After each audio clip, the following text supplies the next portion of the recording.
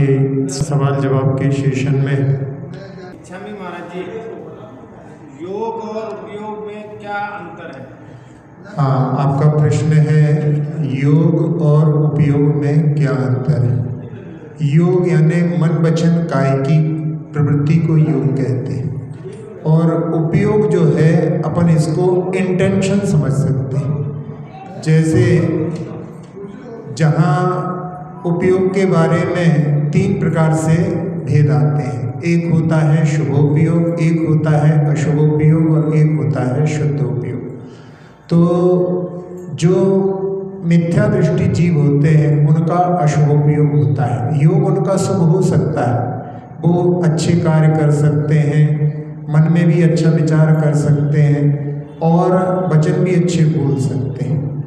जहाँ सम्यक दृष्टि जीव रहता है वो यदि हिंसा कर रहा होगा तो उसमें हिंसा करते समय में विरोधी हिंसा कर सकता है, लेकिन जानबूझ करके किसी जीव को नहीं मारेगा। तो वो सम्यक दृष्टि का वहाँ पर अपने लिए योग अशुभ दिखाई देगा, लेकिन उसका उपयोग शुभ है, क्योंकि वो वहाँ पर विरोधी हिंसा, जहाँ पर शत्रु उस पर आक्रमण कर रहा है उसको वो जो है प्रतिकार के रूप में हिंसा करता है, तो उसका इंटेंशन वहाँ पर मुख्य होता है। तो जहाँ इंटेंशन के ही लिए अपन दूसरे प्रकार से भी समझ सकते हैं कि जैसे 3 जो हैं व्यक्ति हैं, एक है डाकू, एक है डॉक्टर और एक है ड्राइवर। तीनों के माध्यम से किसी की मृत्यु हुई, तो उसमें डाकू ने जानबूझ करके किसी को मारा है, ड्राइवर से असावधानी से किसी का जो है एक्सीडेंट हो गया उसके कारण में, और डॉक्टर जहाँ ऑपरेशन कर रहा था जिसका आयु कर्म बलवान नहीं था वो मरण को प्राप्त हो गया।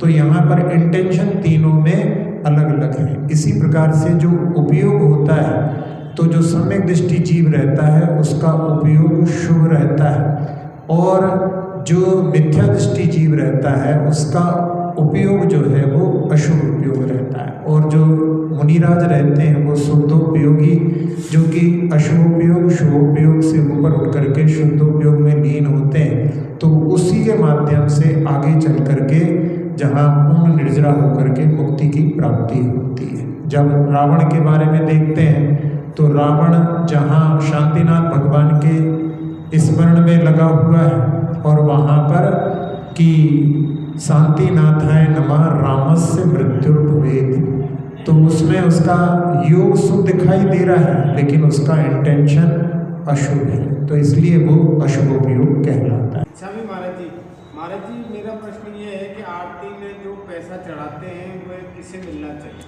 हाँ, आरती में पैसा चढ़ाने पर किसको उसको मिलना चाहिए, ये प्रश्न है आपका। जहाँ आरती में पैसा चढ़ाते हैं उस पर जो मंदिर में सेवा कार्य करते हैं उनका अधिकार होता है। अब कई बार ऐसा होता है कि जहाँ पर कुछ विशेष प्रोग्राम आदि होते हैं, उस आरती में जो है लोग बड़े बड़े नोट चढ़ा देते हैं, और उसके कारण में कई बार जो जिनका अधिकार नहीं है वो भी उस पर अधिकार जमाने की बात करने लगते हैं। चांदी के नारियल वगैरह चढ़ाते हैं जो। हाँ, तो ये सब चीज़ें जो हैं जहाँ इन पर जो है ये तो निर्माल्य है, निर्माल्य पर अधिकार जो है जैन बंधु का नहीं होता। लेकिन फिर भी जहाँ पैसा ऐसी चीज़ होती है व्यक्ति के भावों में परिवर्तन कर देती है, तो उसके माध्यम से लोग ऐसा समझने लगते हैं कि जहाँ ये हमारा इस पर अधिकार हो जाए तो हमको मिलने लगे। जहाँ पहले गायक के रूप में जो गाने वाले होते थे वो गाते थे और उनको न्यौछावर आदि दिया जाता था, लेकिन आजकल जहाँ पर कई लोग जो हैं जैन गायक भी होते हैं और वो न्यौछावर के रूप में वो वहाँ पर उनके लिए लेते हैं। लेकिन वास्तव में ये जो है मतलब इस प्रकार के कार्य जो होते हैं उनमें जो है वहाँ पर ये न्यौछावर आदि और ये जो आरती आदि में चढ़ाए जाते हैं, ये तो इन पर अधिकार जो है सेवक लोगों का होता है। जैन लोगों को इसमें जो है निर्माल्य से बचने का प्रयास करना चाहिए। महाराज जी, मेरा प्रश्न ये है कि महाराज जी जो क्रोध नहीं करते हैं वो लोग डरपोक और कमजोर क्यों हैं? जो क्रोध नहीं करते हैं लोग उनको डरपोक समझते हैं, क्या ऐसी धारणा ठीक है? ये प्रश्न है आपका। लेकिन इसमें में जो है अधिकतर जो लोग दूसरों के ऊपर अपना अधिकार जमाना चाहते हैं वही इस प्रकार की भाषा बोलते हैं। जहाँ अहंकार के कारण में व्यक्ति अपने आप को ऊंचा और सामने वाले को नीचा समझता है, अधिकतर क्रोध जहाँ भी प्रकट होता है वो जिसके ऊपर प्रकट होता है उसको छोटा मान करके ही प्रकट होता है। जब यदि कोई बच्चे भी अपने माता पिता पर क्रोध करने लगते हैं तो इसका मतलब है वो भी अपने माता पिता को अब उस सम्मान की दृष्टि से नहीं देखते। तो जहाँ व्यक्ति क्रोध करता है उस समय में ये सोचता है कि यदि मैं क्रोध नहीं करूँगा तो ये मुझे कमज़ोर समझेंगे, तो वो जो है जिसके ऊपर जिसको छोटा समझ रहा है उसको दबाने के लिए क्रोध करता है।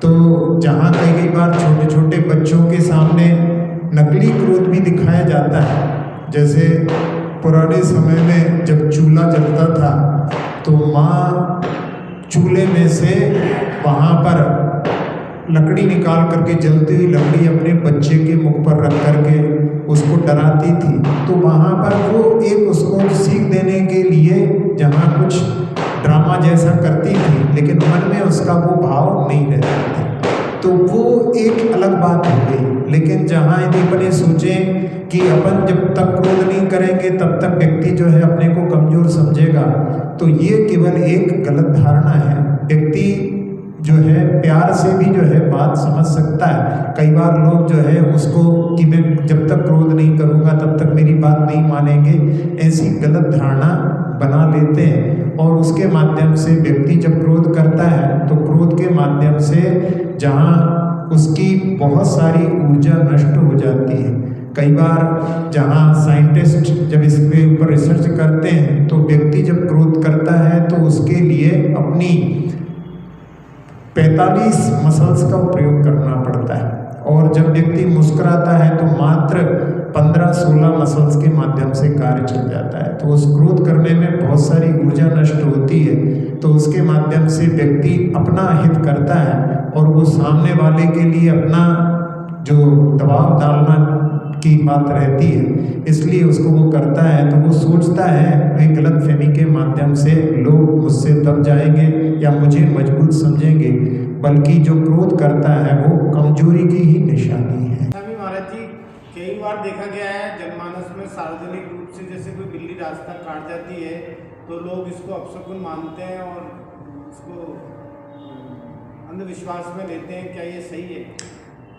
देखो ये जो है निमित्त ज्ञान के अंतर्गत आता है। निमित्त ज्ञान में जहाँ आप कहीं जा रहे हैं और रास्ते में कुछ इस प्रकार की कुछ अलग प्रकार की चीज़ें होती हैं, उन सबके निमित्त का प्रभाव होता है, छींक का भी प्रभाव होता है। तो ये सब चीज़ें जो हैं निमित्त ज्ञान के अंतर्गत शकुन शास्त्र के अंतर्गत वर्णित हैं, लेकिन इनका अपने को पूर्णतः ज्ञान नहीं है। इनके ऊपर रिसर्च करके कि इसके माध्यम से ऐसा होता है, यदि कहीं पर कोई अच्छी तरह से जानकार हो तो उनका अपन प्रयोग कर सकते हैं। आचार्य जी ने भी मुखमाटी में लिखा है कि जब हिरण जो है बाईं ओर से दाईं ओर जाता है तो लंका जीत राम घर आए, ऐसा करके उन्होंने उसमें वर्णन किया है। तो शकुन शास्त्र में जहाँ कुछ चीज़ों का वर्णन है, जब तक अपने को उनका अच्छी तरह से ज्ञान नहीं हो तब तक अपन उनका जो है सही प्रयोग नहीं कर सकते। अब अपने को जहाँ बिल्ली के बारे में, कुत्ते के बारे में भी बहुत सारे ऐसे शकुन शास्त्र में वर्णन है,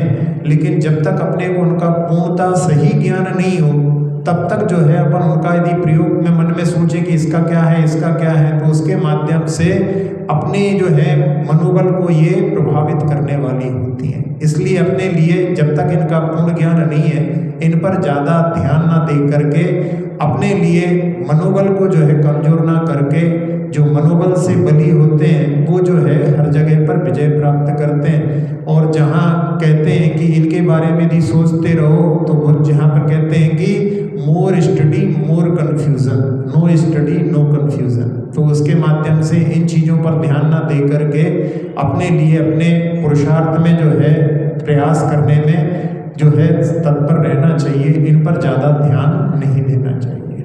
अच्छा भी महाराज जी, जैसे महाराज जी दूसरी अगर समाज में अगर उन विजातियों में जाते हैं हम तो वहाँ पर जैसे कोई मंदिर है, वहाँ जय बोलनी पड़ती है, जैसे जय बोलने के लिए बोलते हैं अदर देवों के लिए, तो क्या करना चाहिए? देखो, सबसे अच्छा तरीका तो यह है कि अपने लिए जिन अजैन बंधुओं से संबंध रहते हैं उसके बारे में आचार्य सोमदेव सूरी ने उपासकाध्ययन में लिखा है कि अपने उनसे संबंध धार्मिक नहीं होना चाहिए। जहाँ आपके यहाँ शादियाँ होती हैं आप उनको बुलाते हैं, उनके यहाँ शादियाँ होती हैं आप जाते हैं। जब उनके यहाँ कोई गमी होती है, मरण प्राप्त होते हैं तो आप जाते हैं, आपके यहाँ कोई का मरण होता है तो वो लोग आते हैं। इन दो संबंधों में धर्म का कोई संबंध नहीं, ये तो व्यवहारिक कहलाते हैं। लेकिन जहाँ धार्मिक कुछ कार्यक्रम होते हैं उन धार्मिक कार्यक्रमों में सबके अपने अपने धार्मिक कार्यक्रम होते हैं, तो उनमें अपने लिए शामिल नहीं होना चाहिए। धार्मिक कार्यक्रम जो होते हैं वो सबके अपनी आस्था के विषय होते हैं, तो सबको अपनी अपनी आस्था पर अडिग रहना चाहिए। और उनके धार्मिक कार्यक्रमों में यदि अपन वहाँ पर सहभागिता देते हैं तो उससे अपनी श्रद्धा प्रभावित हुए बिना नहीं रहती। इसलिए अपने को इन चीज़ों को अवॉइड करना चाहिए। अब जहाँ मित्रों की बात रहती है, आपस में मित्र एक दूसरे से यदि वहाँ पर कहते हैं तो जैसे अपने यहाँ पर मेरी भावना का है कि जिसने राग द्वेष कामादिक जीते सब जग जान लिया, सब जीवों को मोक्ष मार्ग का निष्प्रय हो उपदेश दिया। बुद्ध वीर जिन हरिहर ब्रह्मा या उसको स्वाधीन कहो। अब ये इतने सारे नाम दिए हैं, तो इनके यानी यहाँ पर कह रहे हैं कि जो ये नाम किसी के भी हो सकते हैं, लेकिन उनमें गुण कौन से होना चाहिए? वो वीतरागी हो, सर्वज्ञ हो, हितोपदेशी हो, इन गुणों से युक्त हैं। जैसे भगवान राम हैं, अब हिंदुओं में भी भगवान राम मानते हैं, लेकिन उनके यहाँ पर राजा के रूप में मानते हैं। अपने यहाँ पर जब उन्होंने सब कुछ त्याग दिया, श्रमण बने, श्रमण बनने के बाद में उन्होंने पुरुषार्थ करके अपनी आत्मा का उत्थान किया, तो उसका जब अपन यदि वहाँ पर कहें भगवान राम को हम नमस्कार करते हैं तो अपन वीतरागी प्रभु को नमस्कार करते हैं। जहाँ हनुमान के बारे में भी आता है तो उनके यहाँ पर बानर के रूप में माना गया है। अपने यहाँ पर वो कामदेव बहुत सुंदर थे, तो उसके बाद में भी उन्होंने वहाँ सब कुछ त्याग करके तपस्या करके मुक्ति प्राप्त की, तो उस रूप को अपन मानते हैं। अब अपन उनके रूप की यदि बात करें तो उसके माध्यम से अपना जो है उसमें आस्था का विषय प्रभावित होता है। इसलिए इस विषय में जो है अधिकतर तो ये है अपने लिए अवॉइड करना चाहिए ऐसी जगह पर जाने से। यदि अपन जाते हैं तो उसके माध्यम से विवाद भी हो सकते हैं, इसलिए अपने लिए इन चीज़ों से बचना चाहिए। भयासा स्नेह लोभाच, भय के कारण, स्नेह के कारण यानी मित्रों के स्नेह के कारण और लोभ के कारण, इसके माध्यम से सम्यक दृष्टि जो है प्रणाम विनयम चैव ना कुर्यु, यानी जहाँ पर अन्य जो है देवी देवताओं को प्रणाम और विनय नहीं करे, ऐसा समंतभद्र स्वामी का रत्नकर्ण श्रावकाचार में वर्णन है। उसका ध्यान में रख करके अपने को इनसे बचना चाहिए। अच्छा में महाराज जी आजकल देखने में आ रहा है कि जो मोबाइल की बच्चों को दे देते हैं, इसके बहुत दुष्परिणाम सामने आ रहे हैं। आज ही अखबार में आया था कि माँ बाप ने मोबाइल के लिए मना करा तो 13 साल के बच्चे ने आत्महत्या कर ली। तो ऐसे क्या अपन उनको सिखाएं या ऐसा क्या बताएं? आजकल बहुत ऐसी जो है विडंबनाएं संसार में हो रही हैं, जिसके कारण में व्यक्ति इस मोबाइल के चंगुल में ऐसा फंसता जा रहा है, जिसके कारण में जो पहले जिन चीज़ों का ड्रग्स आदि का एडिक्शन होता था उससे बढ़कर के जो है एडिक्शन इन पदार्थों का हो रहा है, जिसमें मोबाइल आदि के प्रयोग में जहाँ वो इतने उसमें एडिक्ट हो जाते हैं और धीरे धीरे फिर उनका जो है एक वर्चुअल वर्ल्ड तैयार हो जाता है, क्योंकि उसमें उस संसार में उनको कोई रोकने वाला नहीं है। अब यहाँ जहाँ संसार में जो व्यवहारिक संसार होता है उसमें व्यक्ति कोई गलत काम करता है तो उसको रोकते भी हैं। अब उस बच्चे को जहाँ 1 साल से वो गेम्स खेल रहा था, मोबाइल पर वीडियो गेम खेल रहा था, पहले उसको रोकते थे तो वो मान जाता था, धीरे धीरे वो उसमें जिद करने लगा और वहाँ उसके लिए मना किया तो उसने जा कर के सुसाइड कर लिया। तो ऐसी स्थितियाँ जहाँ बन रही हैं, मोबाइल का प्रयोग जो है समीचीन रूप से ना करके वो अपने लिए एक प्रकार से आत्मघाती अस्त्र के समान बन गया है। तो उसके लिए जहाँ छोटे छोटे बच्चों के लिए जब व्यक्ति जो है व्यस्त रहता है और वो यदि उनको डिस्टर्ब करते हैं तो उनको पकड़ा देते हैं। छोटे छोटे बच्चों को भी पकड़ा देते हैं। बच्चे जब भोजन नहीं करते तो उनके लिए जो है भोजन कर लें अच्छे से, उनको जो है मोबाइल दिखा करके खिलाते हैं तो वो कुछ भी खा लेते हैं, फिर नखरे नहीं करते। ऐसे करते करते अपन ही उनको जो है प्रमोट कर रहे हैं। तो अपने लिए, माता पिता के लिए ही उसमें जो है प्रयास करना होगी। उनके सामने मोबाइल का प्रयोग ना करें और उनसे जो है वार्ता करें, उनके साथ में खेलें। इसके माध्यम से अपन उनके लिए मोबाइल से रोकने का प्रयास कर सकते हैं। यदि अपन उनके सामने ही अपन स्वयं प्रयोग करेंगे तो बच्चे तो उससे प्रभावित हुए बिना नहीं रहेंगे।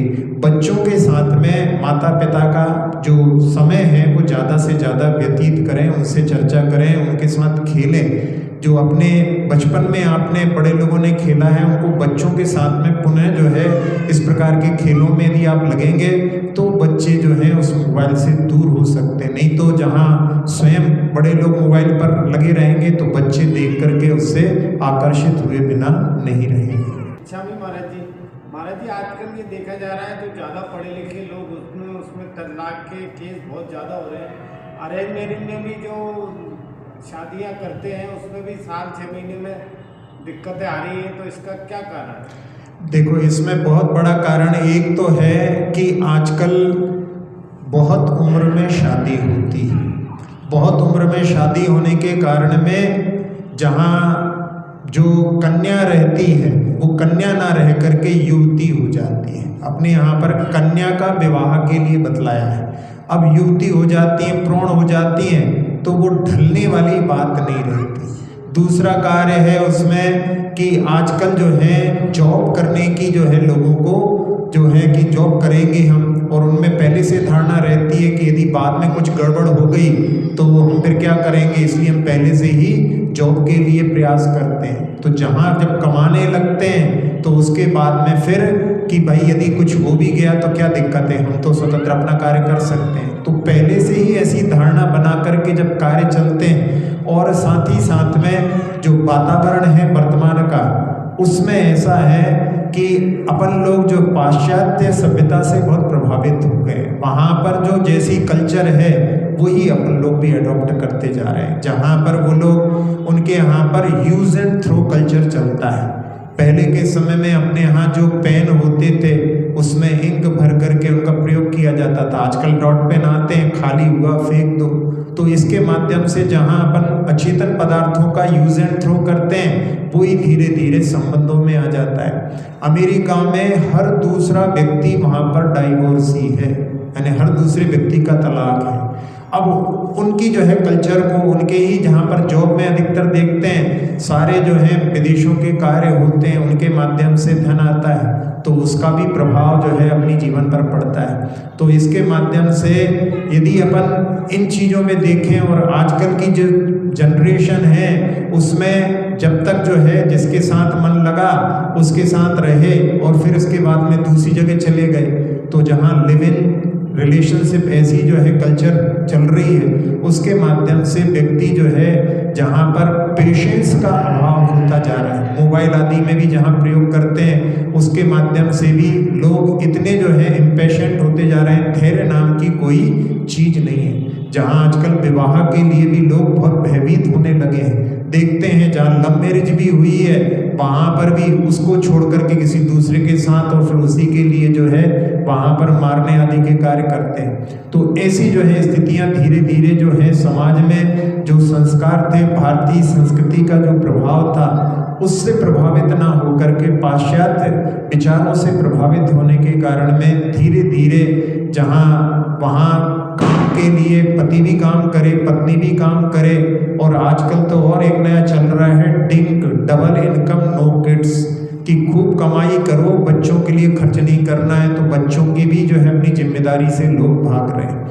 तो इसके कारण में धीरे धीरे जहाँ लोगों का जो अपने आप में कि हम सब कुछ करने में समर्थ हैं, जहाँ पुरुष और स्त्री दोनों बराबर के अपने आप को समझने की कोशिश करते हैं, उसके कारण में इस प्रकार की स्थिति धीरे धीरे और आगे जो है बढ़ेगी। बनेगी तो जिसमें जिसका जो कार्य है वो यदि अपना कार्य अच्छी तरह से करे, जहाँ संयुक्त परिवार में रह कर के जो कार्य होते थे उनके माध्यम से परिवार की सुरक्षा और वहाँ पर संरक्षण होता था। अब मोबाइल आदि के माध्यम से जहाँ माता पिता का भी बहुत इंटरफेयर रहता है, उसके माध्यम से भी बहुत सारे जो है जहाँ कि भाई तुम वहाँ पर परेशान हो तो आ जाओ हम संभाल लेंगे।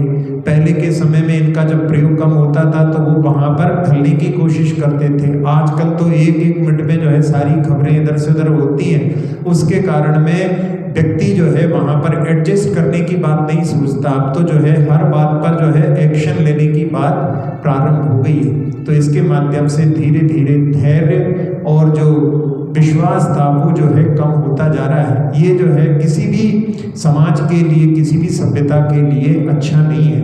भारतीय संस्कृति जहाँ पर अपने लिए जो संस्कार देती है वही अपने लिए आगे अच्छे जीवन जीने के लिए जो है मार्ग प्रशस्त कर सकते हैं।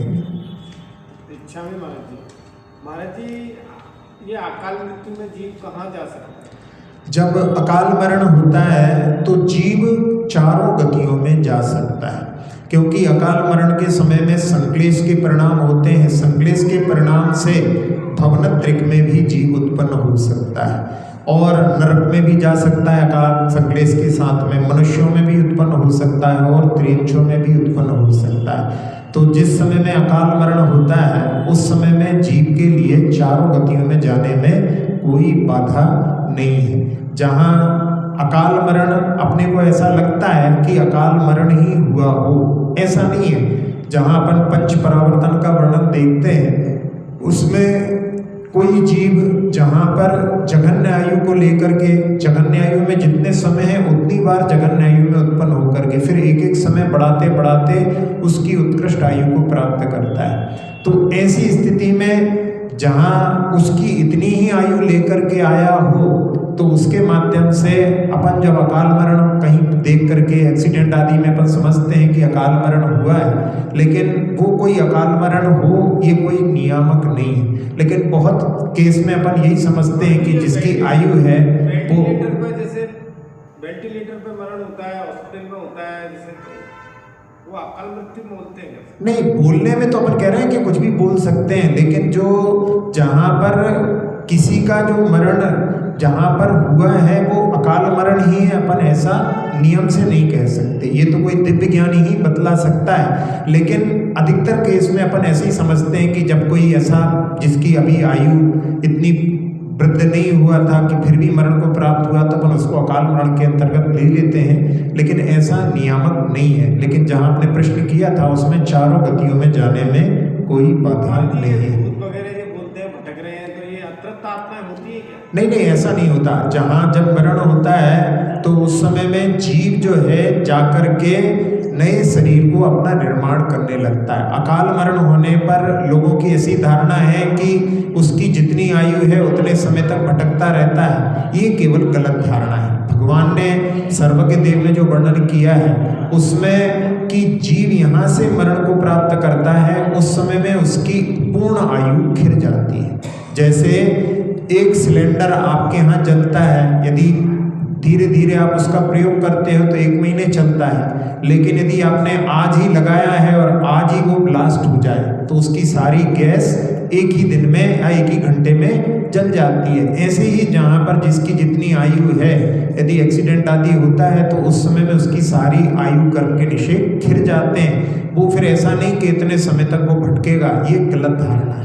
श्रावक को तो प्रतिदिन अपने लिए जो है शुद्ध भोजन बनाए और उसमें जो है रोज द्वारा क्षेपण करो, उसमें कोई बाधा नहीं है। सही तो जो है कर्तव्य यही होता है। जैसे रोज आप पूजा करते हो वैसे ही रोज जो है आहार दान के लिए भी आपके लिए प्रयास करना चाहिए। लेकिन आजकल की समय की परिस्थितियां बदल गई हैं तो उसमें जो है जितना जिसको जैसा बनता है वैसा कर लेते हैं। लेकिन ये जो है आहार दान की प्रक्रिया जो है वो प्रत्येक श्रावक का कर्तव्य है। वृत्ति का तो नियम है कि वो अपना जो है द्वाराक्षेपण करके ही, जो क्योंकि अतिथि संभाग उसके 12 व्रतों के अंतर्गत आता है। बाकी जितने भी श्रावक हैं सबके लिए अपने घर में जो है जब तक साधु के चरण नहीं पड़ते तो घर को जो है शमशान के समान कहा गया है। लेकिन अधिकतर ऐसा होता है कि कुछ लोग ही जो हैं चौका लगाते हैं, बाकी लोग तो जो है 4-4 महीने भी साधु रह करके चले जाते हैं, उनके कभी भाव ही नहीं होते। तो ये ठीक नहीं है। अपन यदि जैन हैं और अपने यहाँ यदि किसी हिंसक पशु का पालन नहीं होता, जिनके यहाँ श्वान पलते हैं, वो भी जो है आहार दान के पात्र नहीं होते। ऐसी अपने यहाँ परेशानी नहीं है, सूतक पातक नहीं है, सब अनुकूलता है, उसके बाद में भी यदि अपन दान देने के लिए उत्साहित नहीं होते तो वो जो है ठीक नहीं है। सब कुछ श्रावकों के लिए दान के लिए अग्रसर होना चाहिए।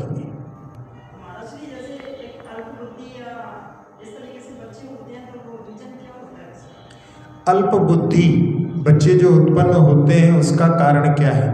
जहाँ पूर्व में कोई ने ज्ञान का अहंकार किया हो तो उसके कारण में अपने लिए मतलब ज्ञान की कमी प्राप्त होती है, यानी ज्ञान का अपन आवरण अपने ही भावों से कर लेते हैं। जहाँ तत्वार सूत्र में 6ठे अध्याय में बतलाया है तो उसमें ज्ञानावरणी कर्म के लिए लिखा है तत्प्रदोष निर्णव मात्सर्यांतराया साधनोपघाता ज्ञान दर्शना वर्णयो।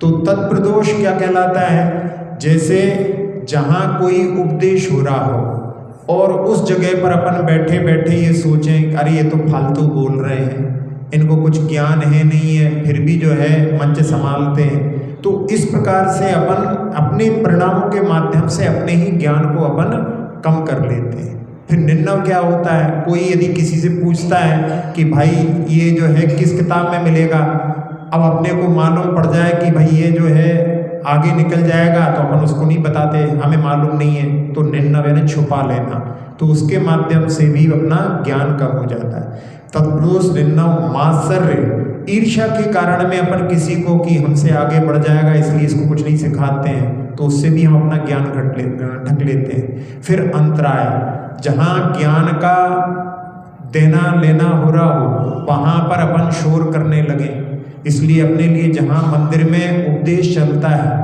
उस समय में जब मंदिर में प्रवेश करते हैं देख लिया कि उपदेश चल रहा है तो घंटा भी नहीं बजाएं। यदि अपन उस समय में घंटा बजाते हैं तो ये पहले एक तो होता है अज्ञात भाव, तो अज्ञात भाव से मालूम नहीं था बजा दिया तो इतना पाप नहीं, लेकिन अपने को जानकारी है कि वहाँ प्रवचन चल रहे हैं, अरे होगा हमें तो अपना काम करना है, ऐसा भाव आया तो अपन ने जान करके वो कार्य किया तो उससे अपन अपना ज्ञान और ज़्यादा कम कर लेते हैं। तो इससे यानी तत्प्रदोष निर्णय मात्सर्य अंतराय असाधना उपघात। असाधना क्या होती है कि जहाँ उपदेश चल रहा है उसमें आपस में अपन चर्चा करते करते अरे ये तो ठीक नहीं बोल रहे हैं, ये तो जिनागम के विरुद्ध बोल रहे हैं, और उपघात में प्रशस्त ज्ञान में दूषण लगा देना खड़े होकर के कि नहीं बिल्कुल गलत बोल रहे हो, आपको ऐसा नहीं बोलना चाहिए। तो उसमें ये जो है सारी चीज़ें जो है ज्ञान के जहाँ पर वितरण किया जा रहा है उसमें इस प्रकार की यदि अपनी प्रवृत्ति होती है तो उसके कारण में अपना ज्ञान अपन स्वयं आवृत कर लेते हैं।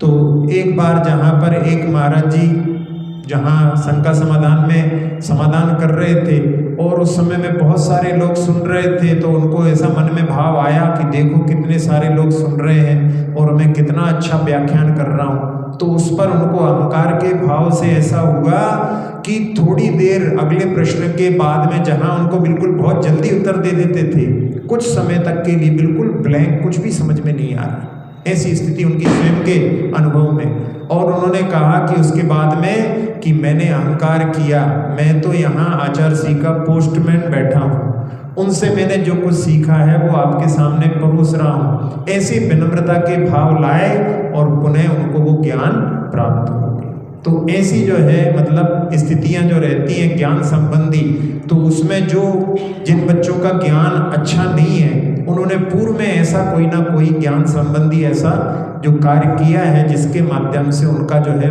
मस्तिष्क इतना विकसित नहीं हो पाता है।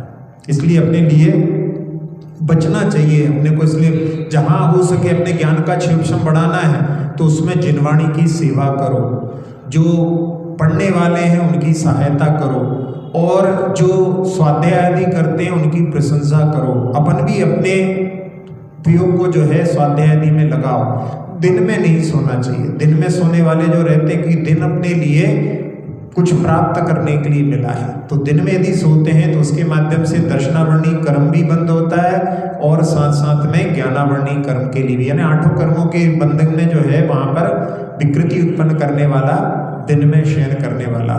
सीख के बाद में जब भगवान जी विराजमान हो जाते हैं वेदी पर, उसके बाद में अगर हम चरण छूते हैं तो केवल एक ही भगवान की या सबों के छू? आप जिस समय में लोग पूजन कर रहे हैं उस समय में आप ज़्यादा समय तक लोगों के दर्शन करने में व्यवधान बनते हैं तो वो जो है अपने लिए ही पाप का कारण बनेगा। इसलिए अपने को वो कार्य बहुत कुशलता से जल्दी से संपादित करना चाहिए, क्योंकि बाहर के जितने लोग दर्शन कर रहे हैं उनके बीच में भी यदि अपन व्यवधान बनते हैं तो अपन दर्शनावर्णी कर्म के लिए भी कारण बनते हैं। इंटेंशन यही होगा कि आप जो है एक से भी काम चल सकता है। आप इतनी देर तक रहोगे, 3 में 3 तिगुना टाइम लगेगा। अपन एक बार एक भगवान के जल्दी से निकल जाएंगे, तो उनकी भी अपन ये मत सोचो कि वो जो है अपने लिए टोक रहे हैं। अपने ये सोचना चाहिए कि अपने को अपना कार्य करना है, एक भगवान के चरण स्पर्श कर लिए हो गया, तो ये अपने लिए मतलब कुशलता से कार्य करना चाहिए। अपन उसमें सकारात्मक सोच रखेंगे तो उसके माध्यम से अपना जो है अच्छे से कार्य हो सकता है। महाराज जी, मेरा प्रश्न ये है कि महाराज जी मंदिर में जो पद ले लेते हैं, अगर उसमें आलस्य या प्रमाद करते हैं, पद के अनुरूप काम नहीं करते तो उसमें दोष लगता है? हाँ, जिम्मेदारी तो रहती है। जहाँ पर जो है अच्छे कार्य होते हैं तो उसमें जैसे कोई मंदिर की व्यवस्था बहुत अच्छे से संपादित करते हैं तो जितना पुण्य लोग अर्जित कर रहे हैं उसका 6ठा भाग उनके लिए भी मिलता है।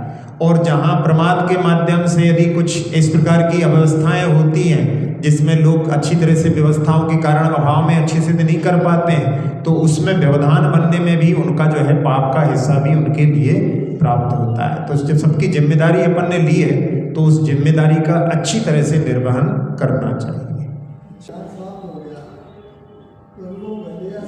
नहीं, जो अपने जो उसमें किया है उसमें जो है अपने लिए कुछ भी चीज़ों को ले जाने का जो अधिकार नहीं है, वो सब निर्माल्य के रूप में ही है। उसको जब अपने चढ़ा दिया उसको ले जाने का अपने ऊपर जो है अधिकार नहीं है। आपकी थाली में जो द्रव्य बचा रह गया वो आप ले जा सकते हैं, शेषाक्षत कहलाते हैं वो, आप अपने घर में वो ले जा सकते हैं। लेकिन वो भी क्यों ले जाओ, आखिरी में जो है पूरा चढ़ा दो। जहाँ कहीं किसी का जन्म दिवस आदि होता है तो अपने पुत्र आदि के ऊपर वो चावल आदि डालने के लिए अपने घर में ले जाना अच्छा है, लेकिन बाकी समय में जो है कोई उसका जो है अपने जो कुछ लाए हैं सब भगवान के चरणों में समर्पित कर दो।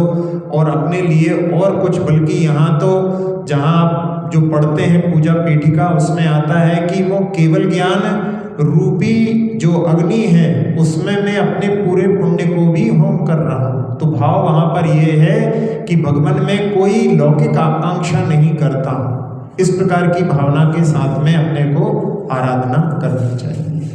अक्षर पद मात्रा से दूषित वचन अगर ममहीन रहे और प्रमाद कषाय के वश में सम्यक अर्थ विलीन किए, जिन वाणी माता मेरी उन सब त्रुटियों को क्षमा करें, दे आशीष शीघ्र हम सबको केवल लब्धि रमा मिले, प्राप्त हमें हो बोधि समाधि परिणामों की शुद्धि हो, निज आत्म उपलब्ध हमें हो शाश्वत सुख की सिद्धि हो। चिंतित वस्तु दात्री माता चिंतामणि उपमा भाती, करूं वंदना पूर्ण विनय से चरण रखूं मैं ये पाती, कर जिन वाणी स्तुति तन की ममता टार, महामंत्र का जाप अब सभी